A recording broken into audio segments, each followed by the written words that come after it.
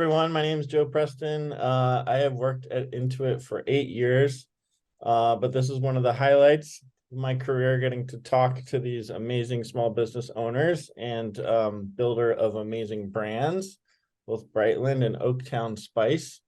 We're going to dive right on into it. I'd love if we could hear kind of like the origin story, if you will. If we could take a step back and you guys could introduce yourself, introduce your business, and we want to learn more specifically about the moment you decided to start your business.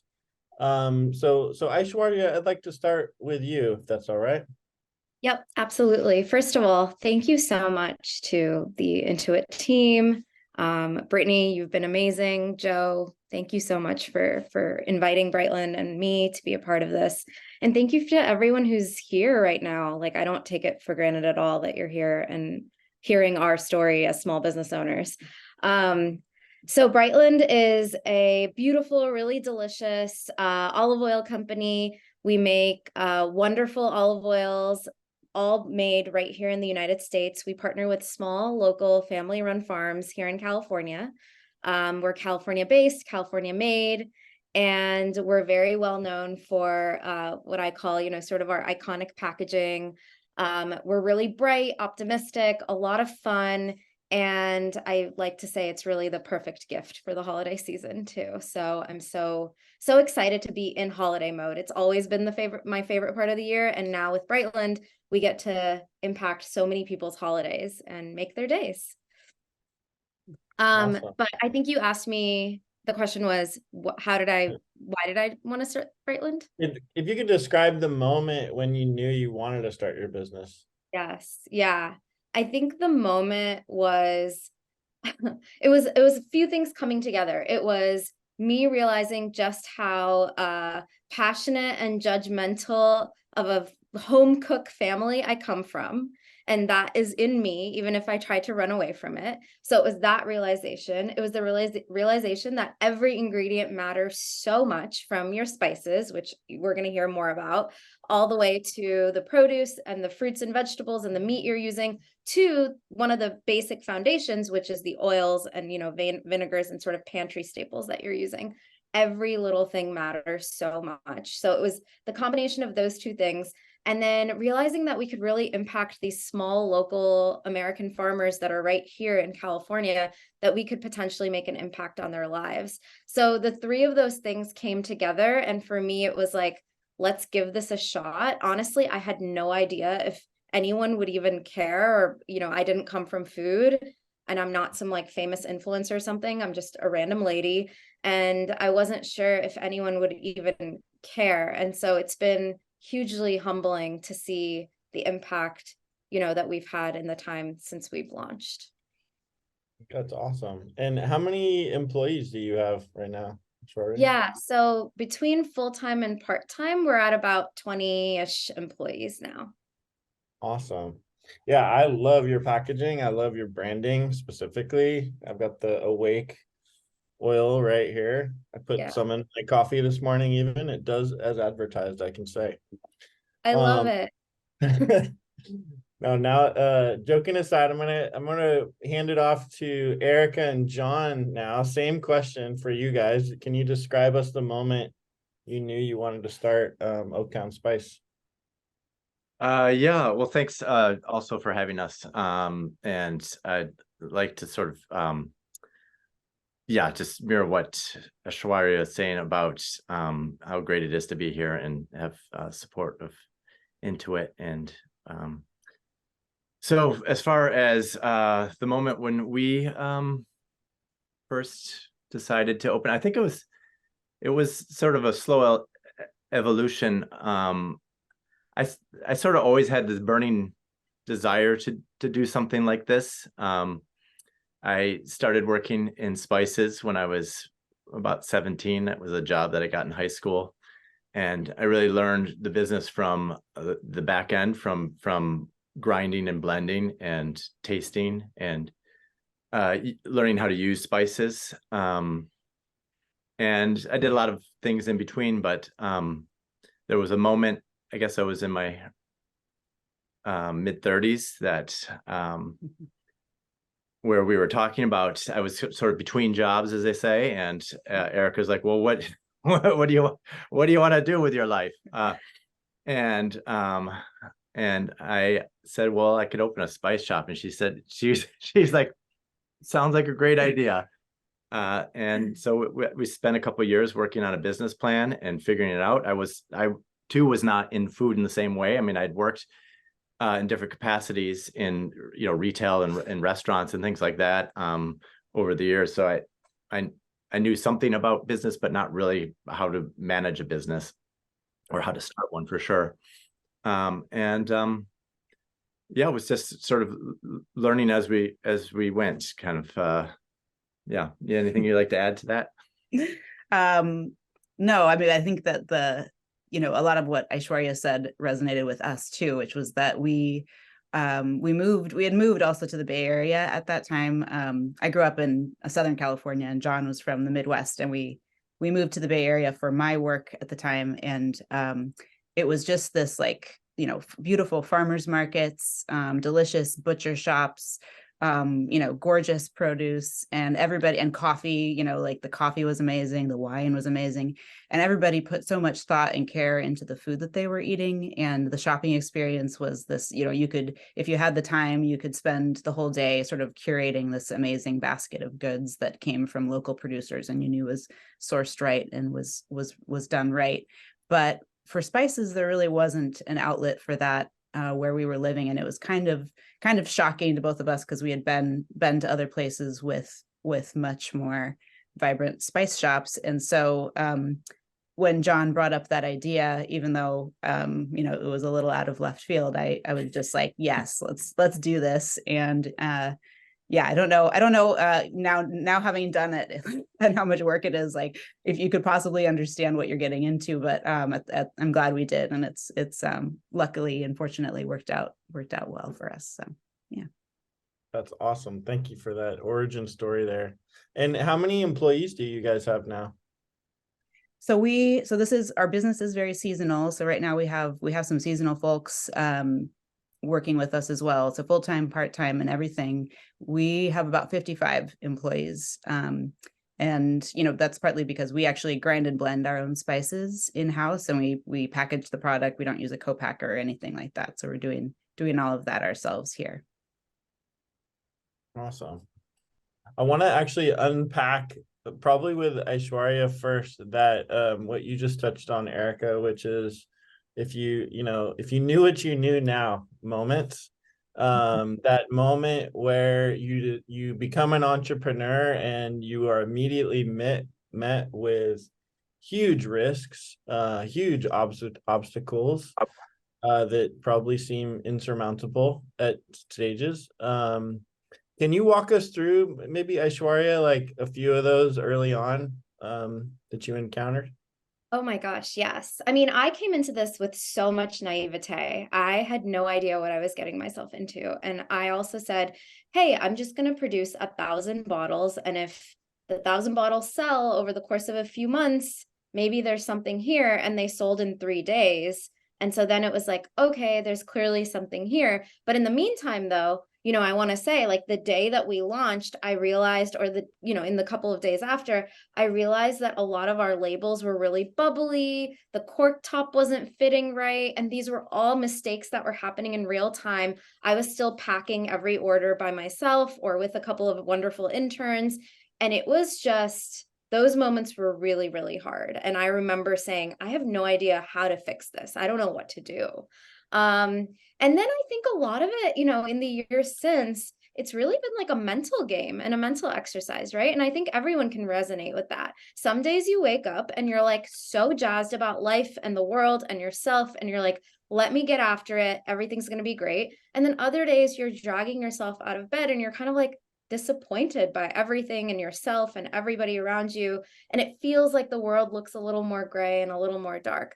And so I think honestly, that's really the mental game that I play with all the time. Some moments feel really incredible and like being here right now, this is making my day. And earlier this morning I had a call with one of my team members and it was like bad news bears all around. And so I think toggling and vacillating through that has just become this like muscle that I never thought. I thought that it was like bad days or bad weeks, and this is bad moment, good moment. And so the feeling of it is just a lot more, I would say, like extreme than what I was used to before I started a company. Yeah, thank you for that.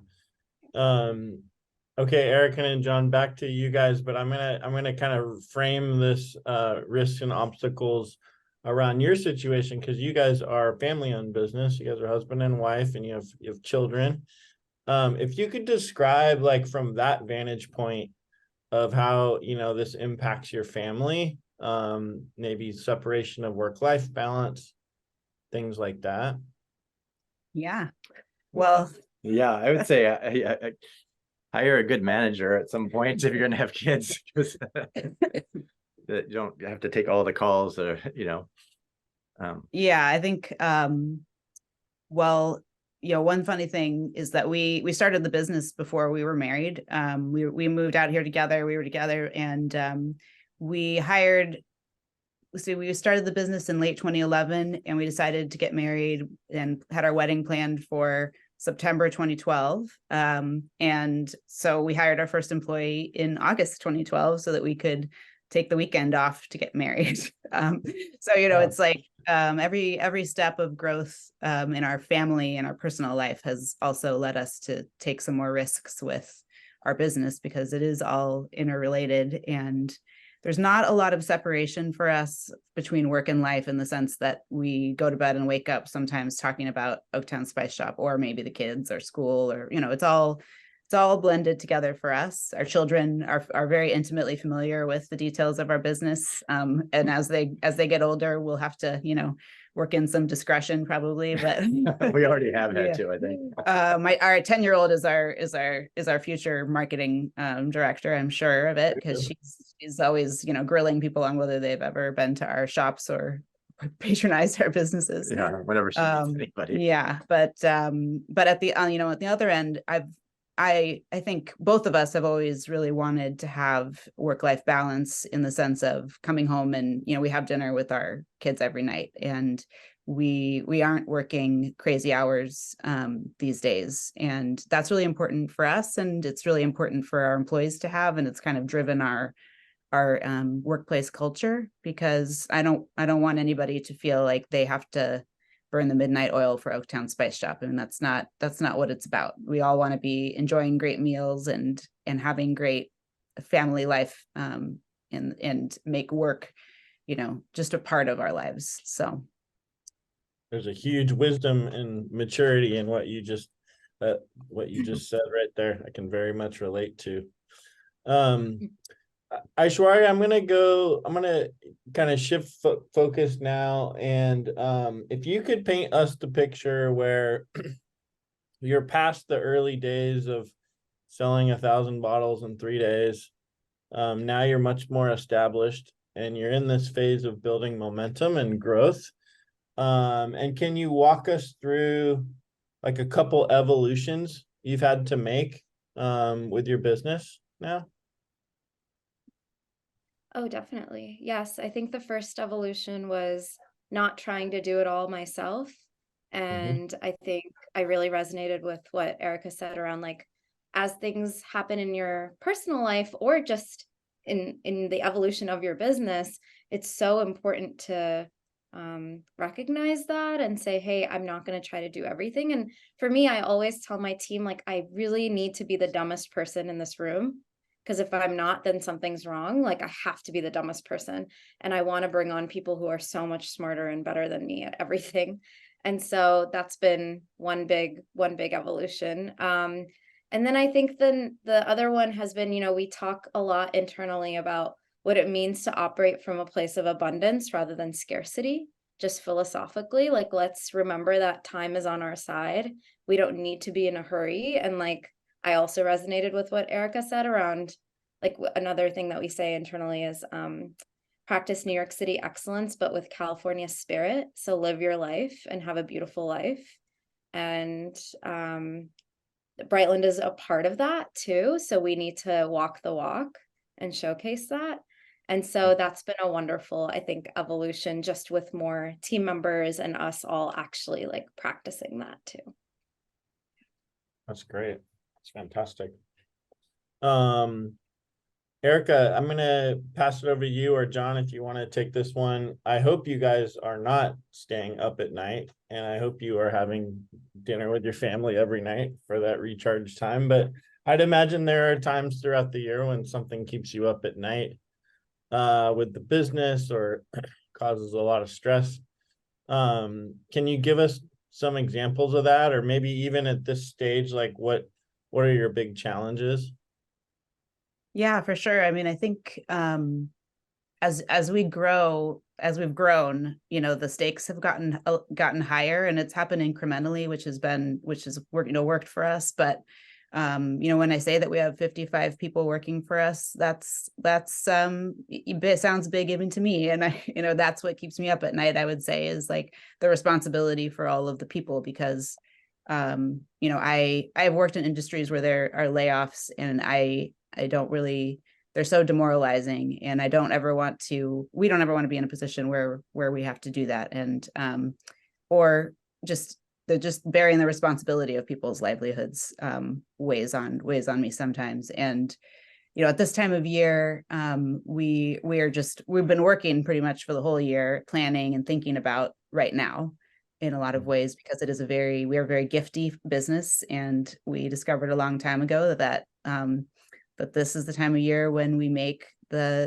basically the money and the cash that will fund the growth in the following year or years to come. And as a self-funded business, that's high stakes. And so we really hope that we got it right as far as the amount of inventory we planned for, because at this point, there's not a lot you can do other than sort of watch everything happen.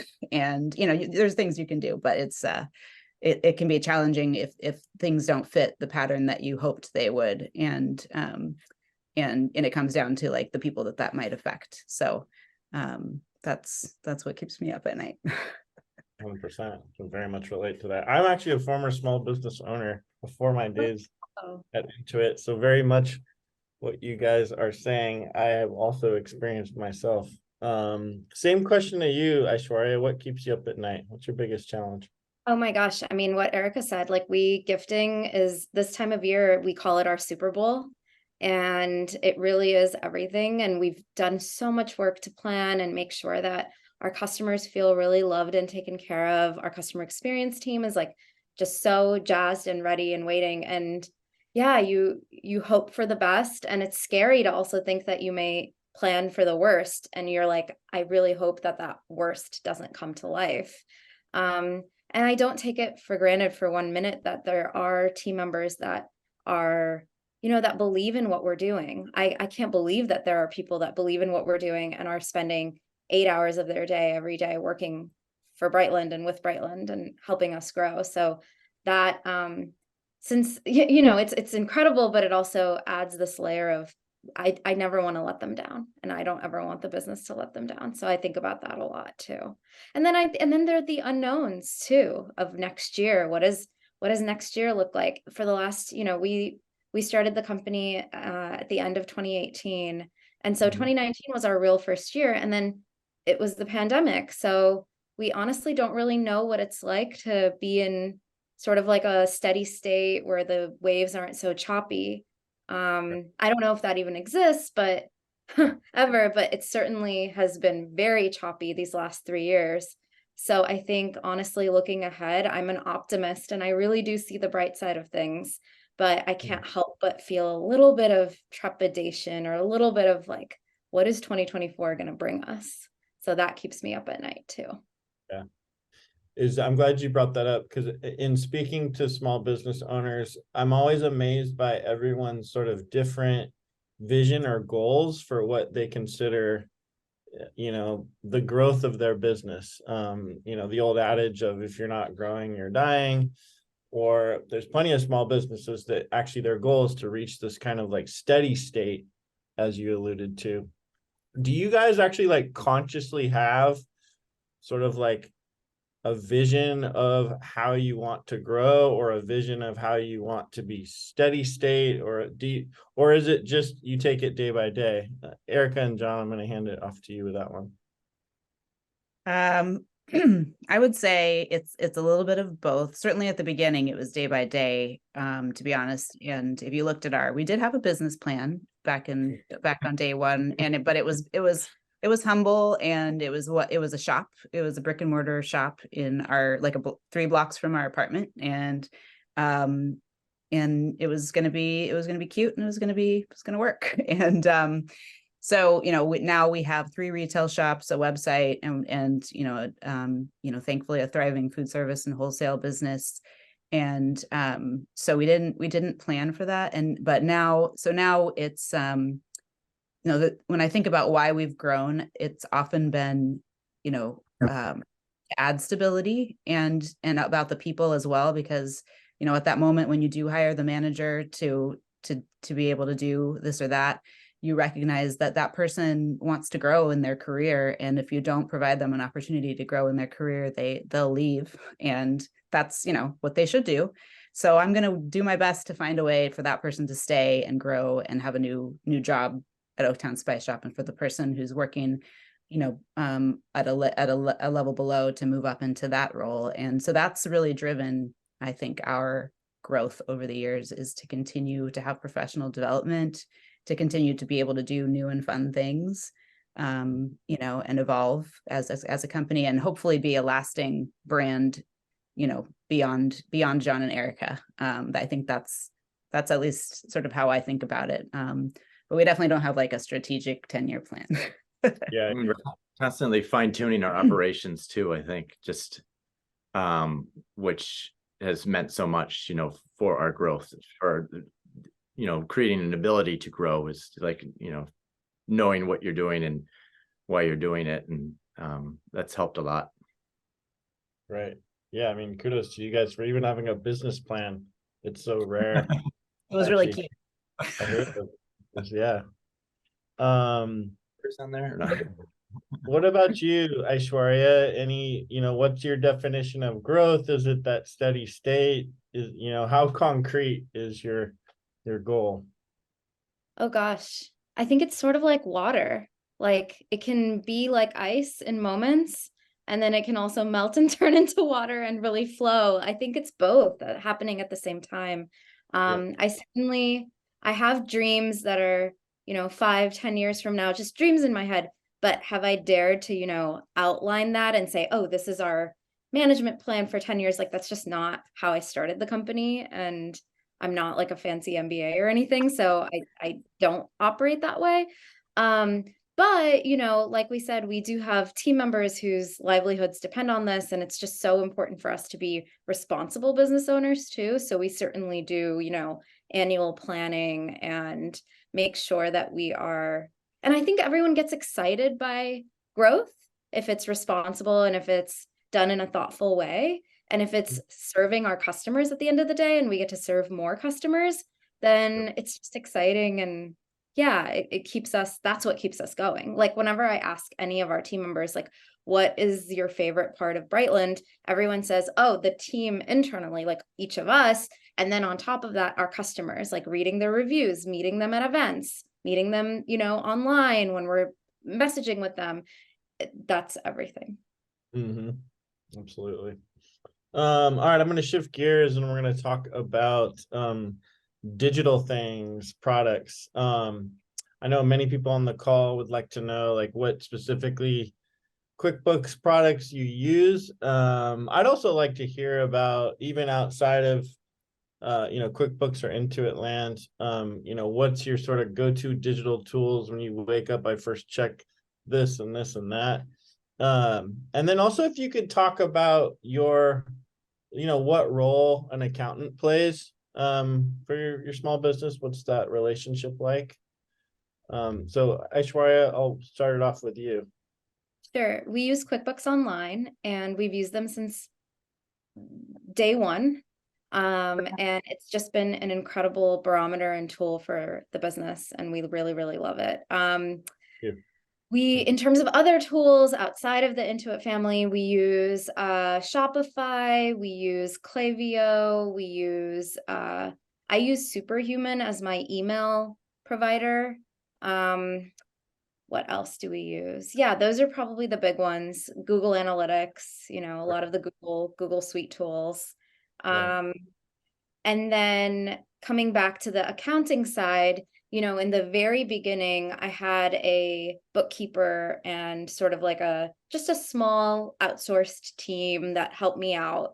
And it was perfect for exactly what we did. They helped do a little bit of forecasting, and then they closed the books every month, and then we'd review them.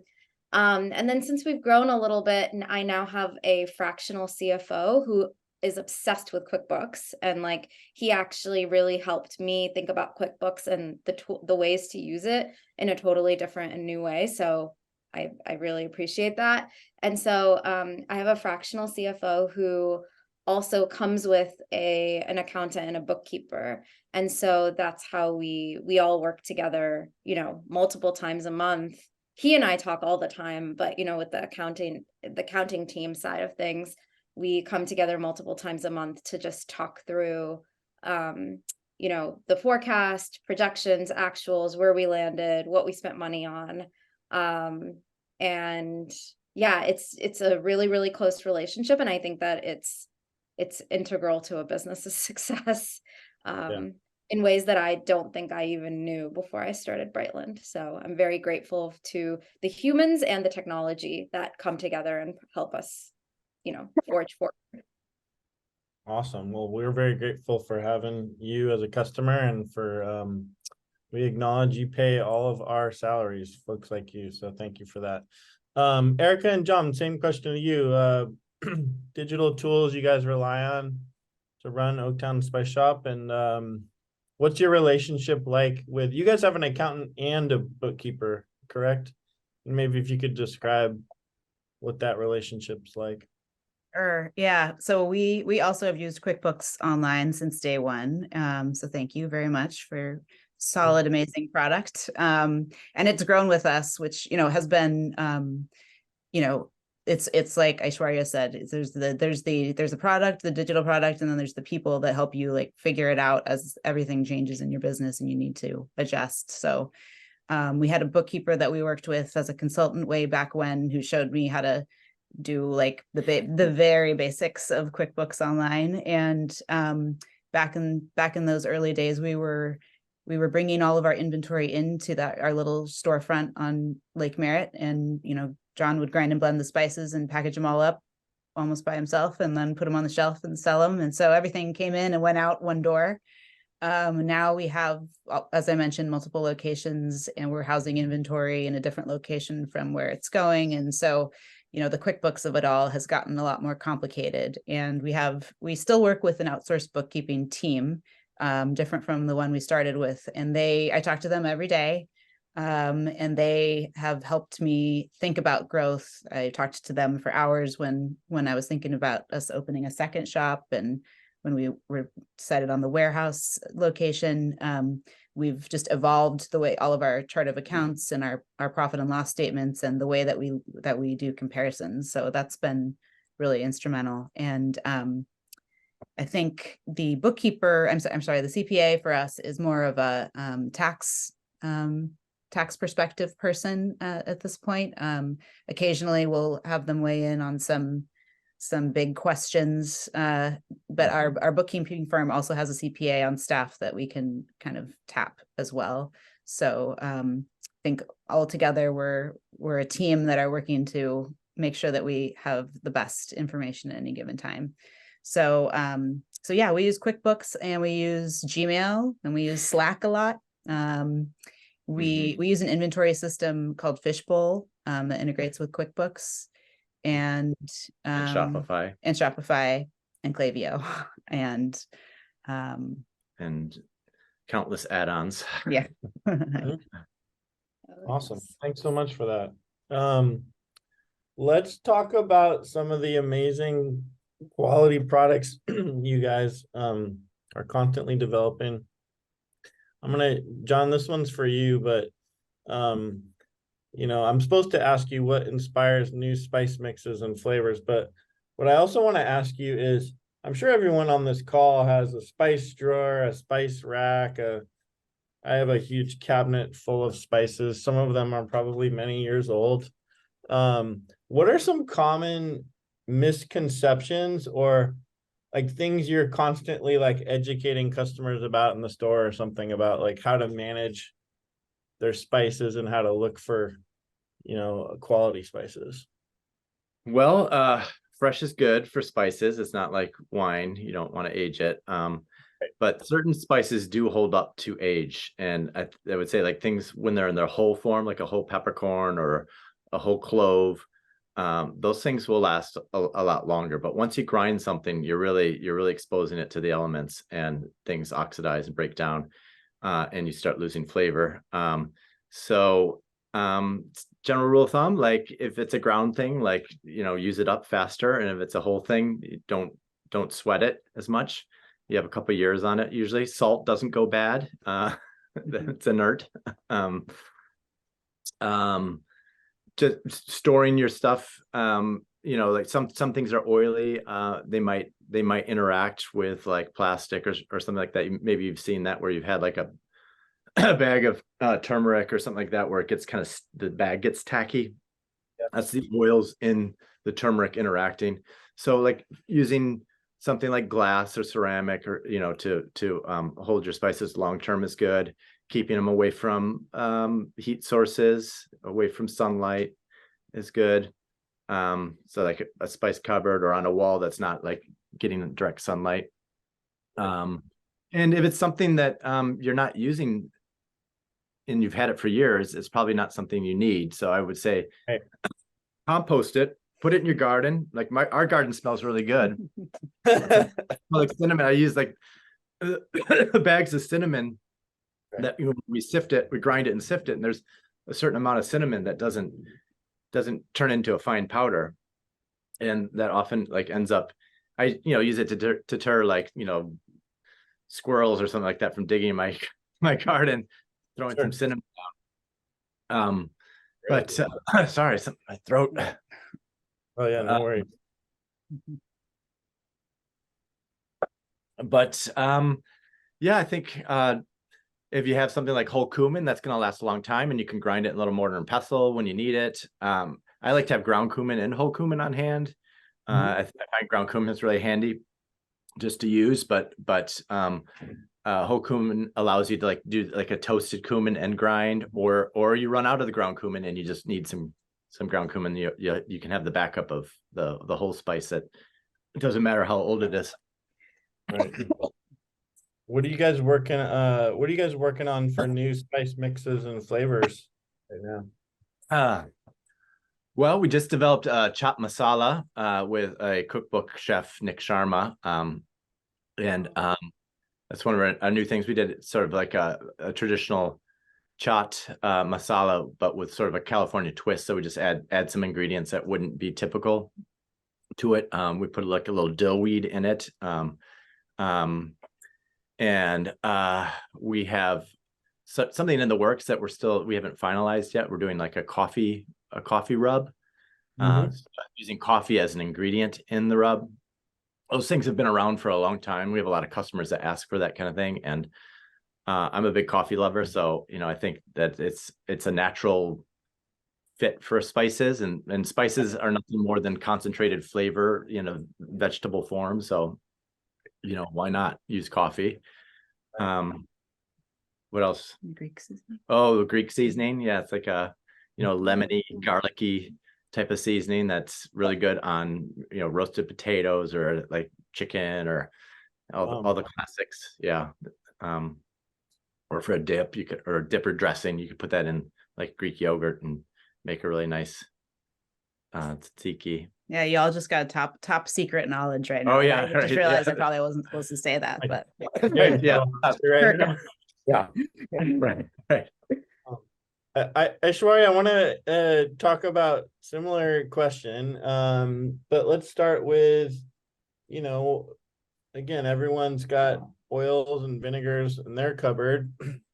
You're out there looking for new products. Like, what are you looking for when you go and, develop a new oil? Like, can you give some folks some advice? Same with vinegar. Yeah, when I was researching olive oils, one thing that I learned was that the UC Davis Olive Center came out with a study about 10, 15 years ago that the majority of the olive oil in supermarkets is actually already rancid or rotten. And it's because it's been either stored incorrectly, made incorrectly, or it's bottled incorrectly, and therefore olive oil is so much like wine. There's so many olive varietals, and it's based on the land and the terroir, and it's a really beautiful craft. But the main difference between wine and olive oil, besides the fact that you can't get drunk off of olive oil, is that with wine, as it ages, in many cases, it gets better. With olive oil, fresh is key. Like, freshness is the key. And so it has to be like made, stored, and used all within a certain amount of time. And I think what's happening is a lot of these grocery stores, the reason why you're getting olive oil at such like a cheap price is they're either blending it with old oil, or the olive oil itself, if you look at when it was made, it's maybe 3-4 years old. So I think those things kind of came together, and for me served as this like aha moment. And when I started talking to these small California farmers, they were like, honestly, nobody wants our olive oil because it's so much more expensive for us to make it.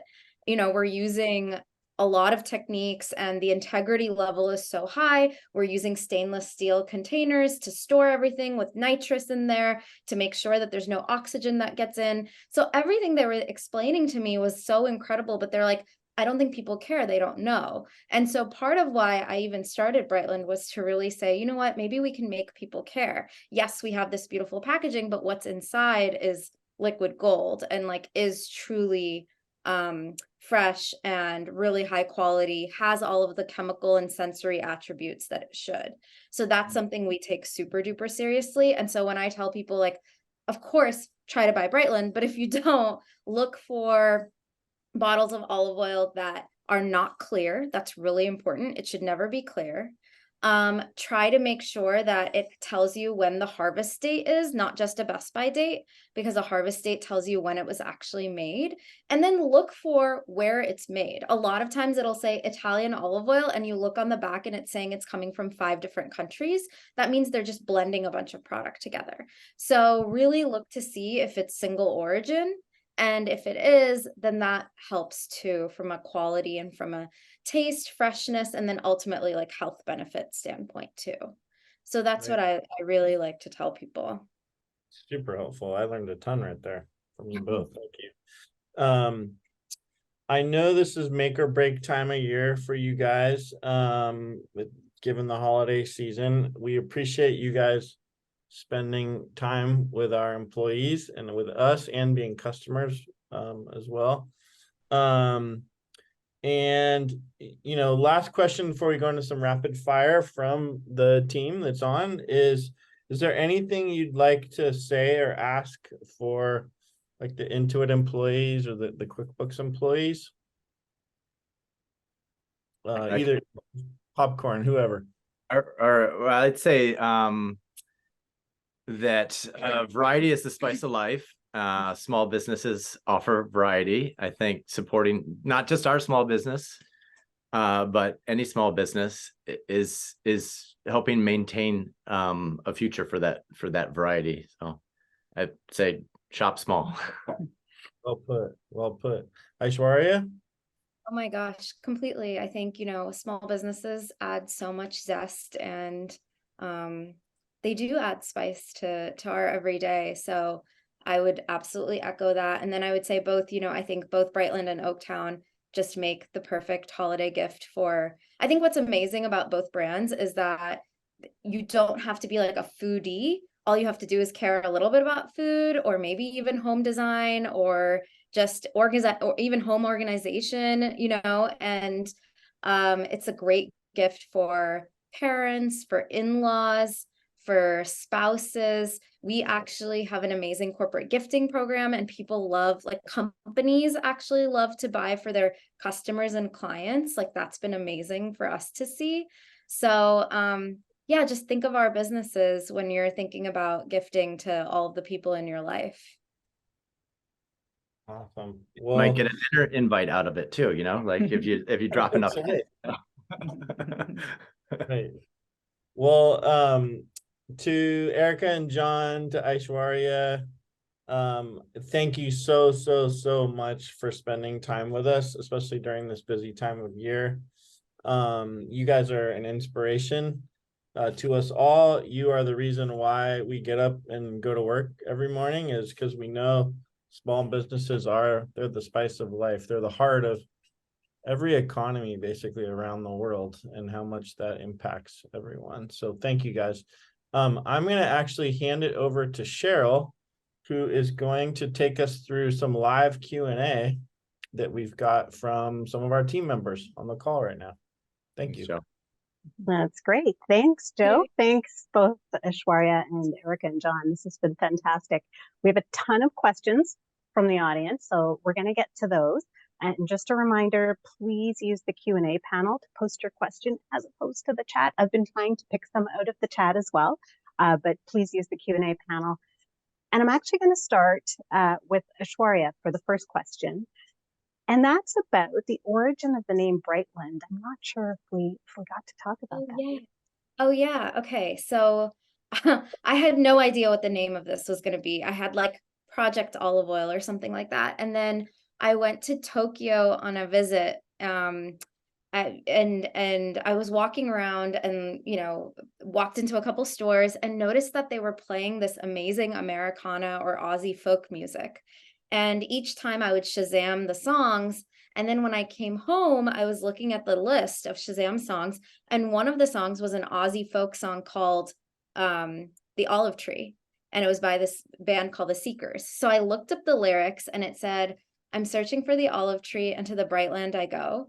And I thought that name was so perfect for transporting yourself to something happy and charming and cheerful. And that's really what I wanted the brand to be too.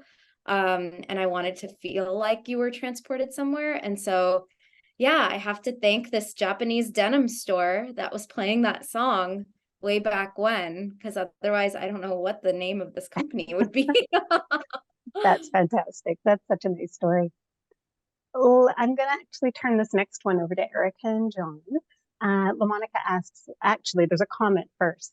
I think you're all very brave, and starting her own business has always been a dream. Thank you for sharing your story. So that was a comment that went along with the question. The question was, I'm new to these products. As a first-time customer, what would you recommend? I'm going to go with Erica and John on this one, and then we'll move to the next question, unless Aishwarya has anything. Well, there's so many great things to try. I think if there's something that piques your interest or your curiosity, like a blend, or there's a cuisine that you like, I think trying like one or two things is a good way to start. Or we have some blends that are very popular, like the Persian lime curry rub, which is, it's sort of a curry with Persian limes, which are these sun-dried limes, with shallot and fenugreek leaf in it. And it's just a favorite. I don't know, it's something we sort of invented. And people love that. They roast vegetables with it, or they'll put it on chicken or something like that.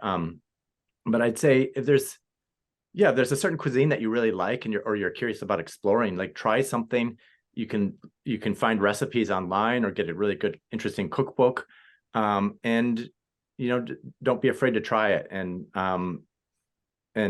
if it doesn't, if it's not kind of suiting your taste, like sometimes you need to add a little bit more spice to something. Like I think a lot of recipes are sort of watered down.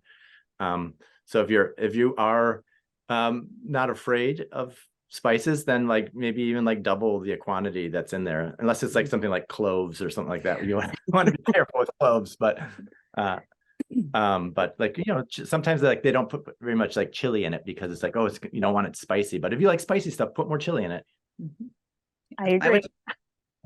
I'll just add that one thing that makes us special is that we grind and blend all of our own spices. So if you want to really tap into that, I would look at our blends section, or like our cinnamons are ground in-house as well. And so if you're like a baker and you want to just try something on your oatmeal, our Vietnamese cinnamon, for example, John brought right here, is freshly ground, and it makes a huge difference when your cinnamon was ground, a couple of weeks ago. It's a high volatile oil cinnamon, so it's going to be like really cinnamony. It's going to have a sweet flavor, which you might not get that from the supermarket cinnamon. I'm planning oatmeal after this. I wish I had some of that cinnamon to go with. Thank you. Aishwarya, I'm going to ask you this next question. Where do you come up with ideas for new products? Oh gosh, I think it's listening to our customers. It's our customers tell us, and I think if we really we make sure to ask, often, and we track everything and kind of have a running list of, wow, this keeps coming up. Our customers kept asking for a chili olive oil, chili infused. And so that was something that we said, okay, we have to come out with, and it's one of our best sellers now. So I think it's a mix of what our customers asking for, a little bit of what we're jazzed about. Earlier this year, we came out with something called a pizza oil. No one was asking for it, but like our team loves pizza. I love pizza. My husband loves pizza. So we were like, why don't we come out with an oil that tastes like you're at a pizza shop? What could that be? And it was really creative, and it was a fun exercise, because I just don't think that nobody really talks about a pizza oil, so that was really amazing and fun to do. And yeah, that kind of came from our own dreams. That sounds like a fantastic holiday gift, actually. Pizza oil. I think that's a great. Does it have spicy notes to it, or what's the flavor? Yeah, so it's notes of basil, oregano, garlic, rosemary, and it does taste like an old school pizza shop or something, and it's got a great taste. Perfect to drizzle over pizza. I do have to say though, it's sold out right now. That's how crazy popular it's. That's a good problem to have. Yes, it's a good problem to have, but it's coming back in the new year. So I hope everyone just stays tuned. But yeah, I think it's a mix of us and our customers kind of coming together, and that's how we determine what to come out with. Perfect. Okay, thank you. I'm going to see if we can get to the last three that we've got here. So I'm going to go back to Oaktown for a second. Where do you source your spices? It sounds like you care very much about things like direct trade, which I love to support. Sourcing is ever changing thing because of availability. Things change. We had a lot of interruptions in the last couple of years. So we get a lot of our stuff from importers, and we don't directly import much ourselves just because of the scale of business we are. We're pretty small. But we really try to find the best tasting thing that we can, and the freshest thing that we can, so that we can, offer that to our customers. Wonderful. Thank you. I love this question. I'm a CPA, had a municipal job, started my own accounting practice. I have 4 kids, 2 elderly parents to support, and starting my business was scary. I feel like running away to the known, getting a job in brackets. How do I fight this temptation? Aishwarya, can I give that? Yeah. That's a real problem, real life challenge. I would agree. How do you approach? I think it's maybe fast forward to your future self and seeing what your future self would regret or not regret, and trying to talk to yourself if your 75 or your 80-year-old self.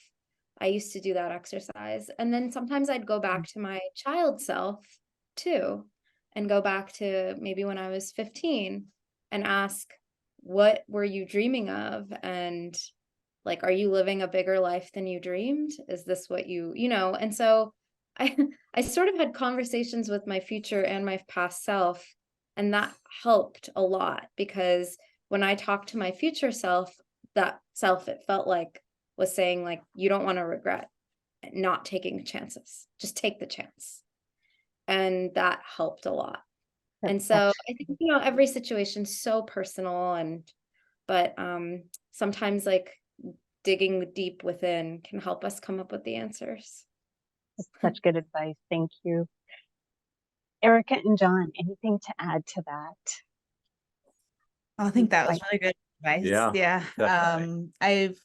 I do think I would agree that it's super personal, and it just depends on your own situation. But I think that I listen to a lot of business podcasts and things like that help me stay motivated, How I and built other this, people's yeah. stories. And I think one theme is sort of, there's going to be times that are going to feel bad and are going to feel scary, and at that moment you have to ask yourself, do I want to stick this out? And sometimes it's about staying and getting over the hump, or whatever you want to call it. And then, and I think for us personally, staying has been the right choice, and I haven't regretted staying with Oaktown Spice Shop. So that's, I'm glad you haven't. John's happy to hear that.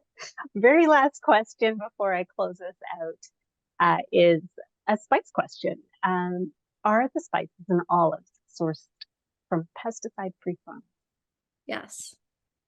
For Brightland, yes. for Brightland? Okay. Not all of our spices are certified organic. No. Okay. But we really try to get that, but it's Cool. more of a sourcing issue. We have 400 different things, so it's really hard to find the most flavorful, I don't know, like long pepper or something like that, that's pesticide, that's certified organic. A lot of times there aren't pesticides used on it, but it's just not a certified thing. Got it. And I think the world is changing as well. So we may see, more in that pesticide-free direction. Definitely, yeah, there are a lot more things available for sure. Terrific. All right. A huge thank you to Aishwarya, Erica, John, and everyone else for joining this Small Biz Pop-Up today. This has been fantastic. We hold these on a regular basis, and the goal is to continue to support small businesses and to hear these stories. They're so inspirational. And so for all the attendees on the call, remember you're going to be entered into a draw to win. If you complete the survey, that's going to pop up right after the Zoom session ends. Thanks again, everyone, for joining and supporting our small businesses, and enjoy the rest of your day, your Friday. Have a great weekend and a fabulous holiday season.